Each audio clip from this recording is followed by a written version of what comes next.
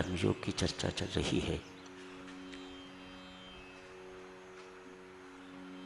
भगवान श्री कृष्ण तो चौथे अध्याय की आज समाप्ति करते हैं,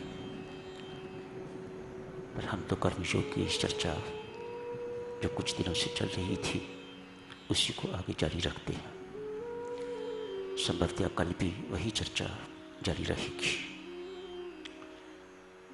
भगवान ने चौथे अध्याय में भी कर्मयोग को छोड़ा नहीं है। अभी कर्म को पकड़े हुए हैं तो हम कैसे कर्म को छोड़ दें। कर्मयोग के अंतर्गत देवियों अच्छी ने सज्जनों कल उस परसों देखा था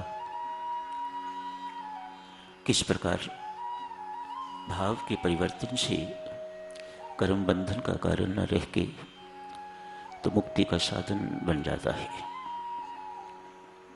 मात्र भाव के परिवर्तन से। कुछ एक दृष्टांतों के माध्यम से आप जी ने देखा था कि कोई कर्म से बच तो नहीं सकता, हर एक को कर्म करना ही पड़ता है, करना ही चाहिए। भगवान श्री इस क्रिया को, इस कर्म को कर्मयोग बनाने की युक्ति पार्थ को समझा रहे हैं। संसार में काम करो, पारिवारिक कर्तव्य निभाओ, सामाजिक कर्तव्य निभाओ, सारे के सारे कर्तव्य निभाओ, लेकिन भीतर से परमात्मा के साथ जुड़े रहो। जैसे घर में काम करने वाली आया, घर में काम करने वाला नौकर काम तो यही कर रहा है। आपको लगता है देखो मेरे बच्चे से, इसका बच्चा ना होने के बावजूद भी मेरे बच्चे से कितना प्यार है, लेकिन नहीं, वह तो मात्र आया, कर्तव्य निभा रही है, इस बच्चे के माध्यम से अपने बच्चे को याद कर रही है। उसकी याद, उसकी तार उस अपने बच्चे के साथ जुड़ी हुई है। भगवान श्री समझाते हैं जिस प्रकार वह आया या घर की नौकरानी यहाँ काम करती हुई अपनी तार को अपने परिवार के साथ जोड़ी है, यदि इसी प्रकार से एक साधक, एक कर्मयोगी संसार में रहता हुआ, कर्म करता हुआ परमात्मा के साथ अपनी तार को जोड़ के रखता है तो वह कर्मयोगी ही जानने योग्य है। एक डॉक्टरानी, लेडी डॉक्टर किसी नर्सिंग होम में काम करती है या हॉस्पिटल में काम करती है। 10 साल के बाद आज किसी के घर पुत्र पैदा हुआ है। सूचना देती है, डिलीवरी के बाद बाहर माता पिता इंतजार कर रहे हैं, परिवार के सब इंतजार कर रहे हैं। आके सूचना देती है, बहुत बहुत बधाई, पुत्र रत्न की प्राप्ति हुई है। सूचना जाती है, घर तक सूचना जाती है, बाजे बजते हैं, लड्डू बटने शुरू हो जाते हैं, मिठाई बटनी शुरू हो जाती है। अभी अस्पताल से छुट्टी नहीं हुई, अस्पताल में रखा हुआ है, बच्चे की देखभाल हो रही है, बच्चे की मां की देखभाल हो रही है। 2 दिन के बाद, 3 दिन के बाद वह पुत्र मर जाता है। डॉक्टरानी बाहर आके क्या कहती है, मात्र इतना ही ना, क्षमा करना, बहुत कोशिश के बावजूद भी हम आपके बच्चे को बचा नहीं सके। एक सफेद से कपड़े में लपेट देती है और कहती है, मेहरबानी करके अपने बच्चे को अब ले जाइएगा, किसी अगले पेशेंट ने आना है। अपना कर्तव्य निभा रही है, उसे आपसे कोई आसक्ति नहीं है, आपसे कोई लगाव नहीं है। उसे लगाव तो उसका घर बैठा हुआ है। यदि वह लेडी डॉक्टर घर में भी वैसा ही कर्म करती है जैसा यहां कर रही है तो वह कर्मयोगिनी ही कहलाने योग्य है। लेकिन हम अक्सर घरों में जाके तो फेल हो जाते हैं। मेरा घर, मेरा सब कुछ, ये मेरा मेरा मेरा, मैं, वहां घर जाके शुरू हो जाता है। यहाँ तो आप बैंक की नौकरी करते हैं, अस्पताल की नौकरी करते हैं, और घरों में जाके ऐसा जो है वह नहीं हो पाता। परमात्मा के लिए कर्म चर्चा चली थी, यहां समाप्त हुई थी कि परमात्मा के लिए कर्म यदि व्यक्ति करना शुरू कर देता है, करता है, तो वह कर्म कर्मयोग बन जाते हैं। ये क्या है? परमात्मा के लिए कर्म करना क्या करना है?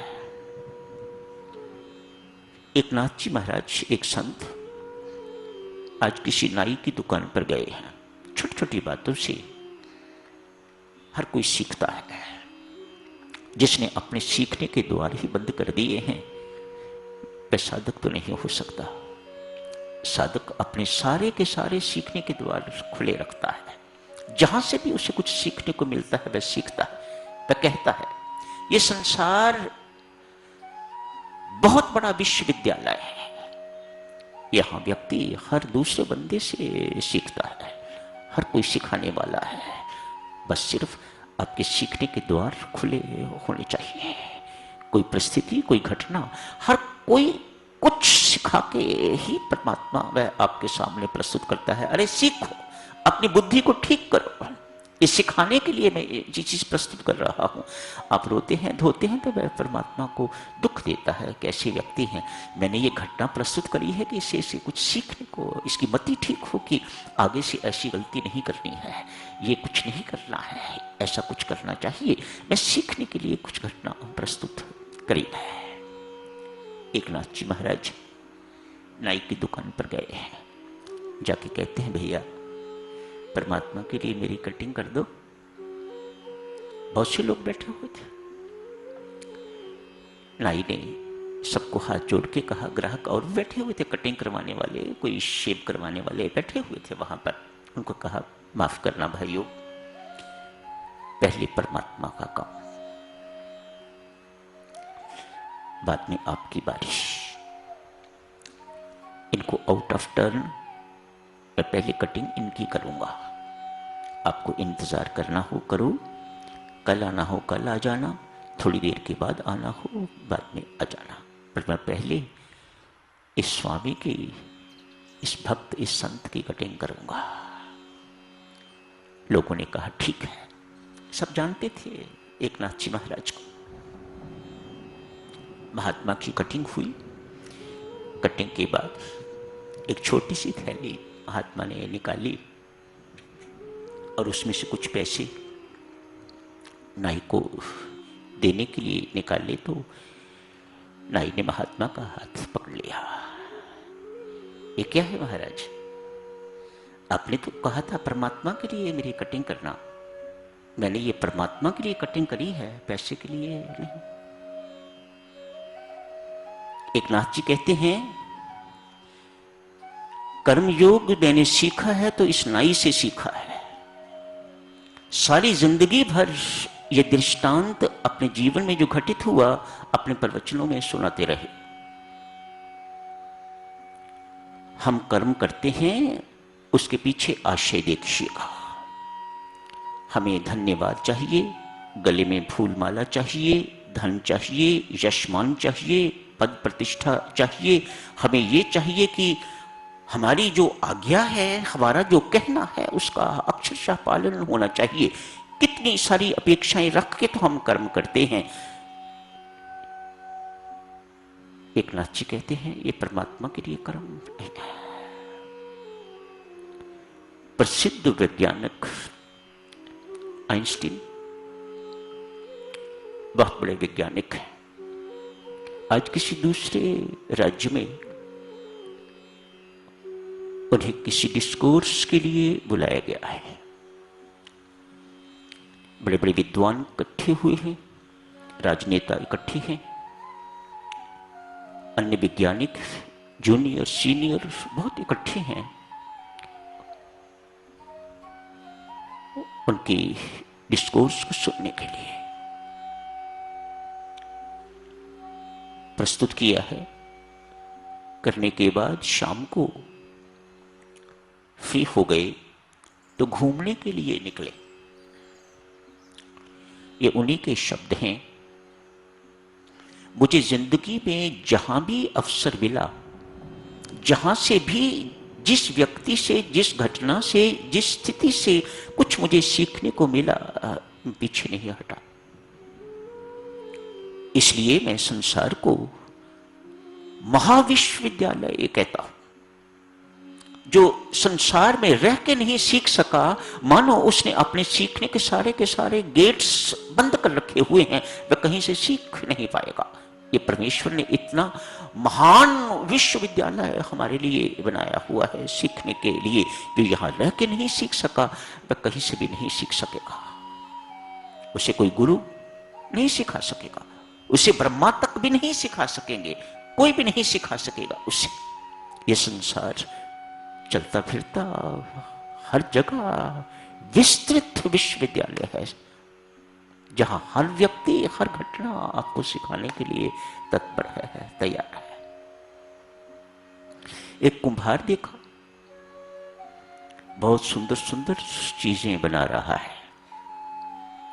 महान वैज्ञानिक आइंस्टीन वहां खड़े हो गए, उसकी रचनाएं देख रहे हैं। उन रचनाओं को देख देख के कहीं मटका बना रहा है, कहीं मटकी बना रहे हैं, कहीं सुराई बना रहे हैं, कहीं को खिलौना बना रहे हैं, कहीं कुछ बना रहे हैं, और बना बना के धागे से काट काट के तो उसे पास रखते जा रहे हैं सुखाने के लिए। वैज्ञानिक को परमात्मा की याद आ रही है, उस रचयिता की याद आ रही है। लगता है उस रचयिता ने हमारी रचना भी इसी प्रकार से की होगी। वाह वैज्ञानिक! कुम्हार की रचनाएं देख देख के तो वैज्ञानिक को परमात्मा की याद, उस रचयिता की, उस महान रचयिता की याद आ रही है। हम खिलौनों की रचना भी परमात्मा ने इसी प्रकार से की होगी। बहुत प्रसन्न, बहुत भीतर ही भीतर उस कुम्हार की प्रशंसा कर रहे हैं। भाई कितना कौशल है तेरे पास, कितने निपुण हो तुम अपने काम में। रहा न गया, कहा भैया परमात्मा के लिए ये जो पात्र आप बना रहे हो, एक पात्र मुझे भी दोगे? जरूर। परमात्मा का नाम सुन के तो कुम्हार गदगद हुआ है। परमात्मा के लिए इसलिए अपनी बेस्ट चीज बनाई हुई चुनी, सुंदर ढंग से उसे पैक किया। पैक करके तो इनको प्रस्तुत की, लीजिए महाराज, मेरी ओर से तुच्छ भेंट स्वीकार कीजिएगा। कहते हैं एक नाथ जी की तरह आइंस्टीन ने भी अपनी जेब से पर्स निकाला, पैसे देने के लिए कुम्हार ने भी हाथ पकड़ लिया। साहब गरीब जरूर, लेकिन इतना भी गरीब नहीं है कि मैं आपकी परमात्मा को कुछ नहीं दे सकता। आपने कहा था परमात्मा के लिए मुझे एक पात्र दे दो। मैंने पैसे के लिए नहीं दिया, मैंने आपको नहीं दिया, आपके लिए नहीं दिया। आपने कहा था परमात्मा के लिए मुझे एक पात्र दे दो। मैंने अति सुंदर पात्र आपकी सेवा में भेंट किया है, पैसे के लिए नहीं, आपके लिए नहीं, परमात्मा के लिए। परमात्मा के लिए कर्म, जहां और कुछ नहीं चाहिए देवियों सज्जन, वह कर्म परमात्मा का कर्म, वह कर्म परमात्मा के लिए कर्म। चौथे अध्याय में भगवान श्री समझाते हैं कर्म की गति बड़ी निराली है। बुद्धिजीवी प्रायः इसकी उधेड़ बुन में फंसे रहते हैं। बुद्धिजीवी जो हुए, इंटेलेक्चुअल्स जो हुए, उन्हें अपनी बुद्धि को 2-3 मल्टीपल बनाना आता है। उनकी बुद्धि अपनों के लिए और है, दूसरों के लिए और है। उनका रूप अपने पुत्र अपनी पुत्रियों के लिए और है, अपनी सास ससुर के लिए बिल्कुल भिन्न है। दुकान पर बैठते हैं तो ग्राहकों के लिए और है, ऑफिस में जाते हैं तो ऑफिस में काम करने वाली महिलाओं से व्यवहार और है, उनकी पिक्चर वहां बदल जाती है, उनका आकार वहां बदल जाता है। घर की पत्नी के सामने बिल्कुल और तरह का आकार है। मल्टीपल पर्सनैलिटीज इंटेलेक्चुअल्स को बनानी आती है, इसीलिए अशांत।